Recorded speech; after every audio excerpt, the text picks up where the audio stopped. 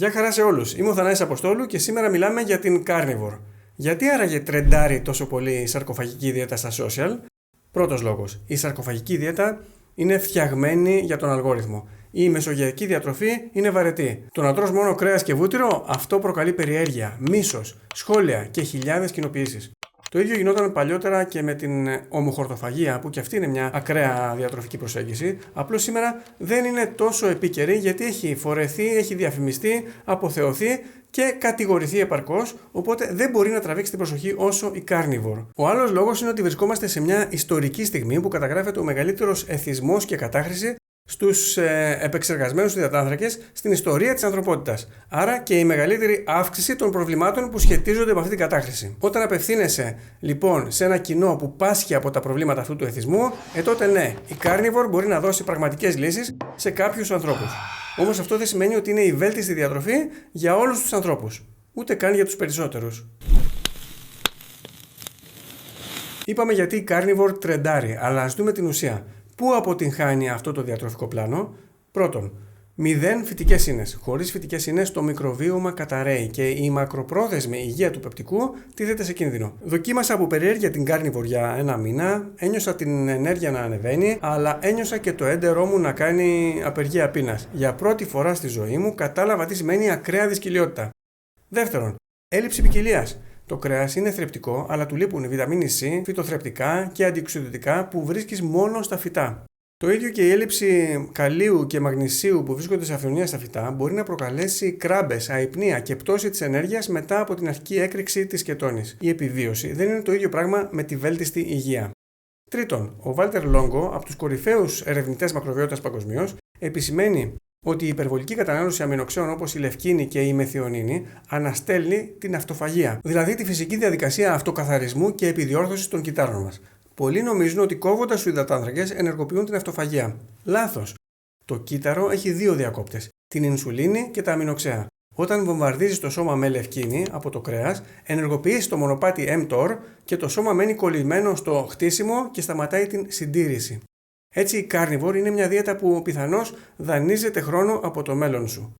Μόνη εξαίρεση η άνω των 65, όπου ο Λόγκο προτείνει μια μικρή αύξηση στην πρωτεΐνη για την προστασία της μυϊκής τους μάζας. 4. Ουρικό οξύ και νεφρική επιβάρυνση. Το κόκκινο κρέας είναι πλούσιο σε πουρίνες και αυτό μπορεί να ανεβάσει το ουρικό οξύ στα ύψη, αυξάνοντας το κίνδυνο για κρίσεις ουρικής αρθριτιδάς ή πέτρες στα νεφρά. Αλλά μόνο σε ανθρώπους που έχουν προδιάθεση. Οι οποίοι όμως δεν είναι λίγοι, σχεδόν 1 στους 5. Άρα και μόνο από αυτό, πέρα από όλα τα άλλα που παρουσιάσαμε, βλέπουμε ότι δεν είναι μια δίαιτα που ταιριάζει σε όλους. 5. Απώλεια της μεταβολικής ευελιξίας. Αν τρως μόνο κρέας για μήνες, το σώμα σου ξεχνάει πώς να διαχειρίζεται τους υδατάνθρακες και έτσι, αν μια μέρα φας υδατάνθρακες, το ζάχαρό σου θα εκτοξευτεί και θα νιώσεις άρρωστος. Γίνεσαι δέσμιος δηλαδή μιας δίαιτας γιατί το σώμα σου μειώνει την ικανότητά του να προσαρμόζεται. 6. LDL. Σε πολλούς ανθρώπους η αποκλειστική κατανάλωση ζωικού λίπους εκτοξεύει την LDL χολυστερίνη και τα επίπεδα της από Β.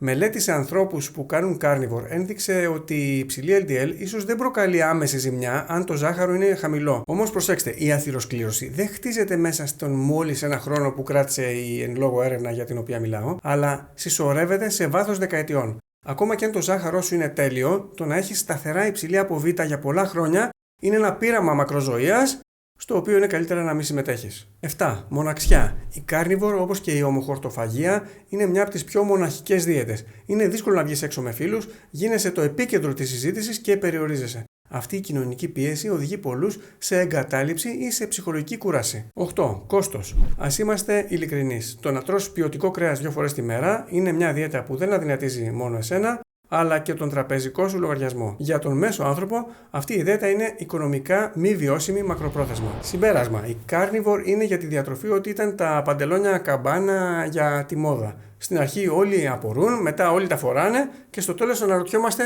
τι σκεφτόμασταν.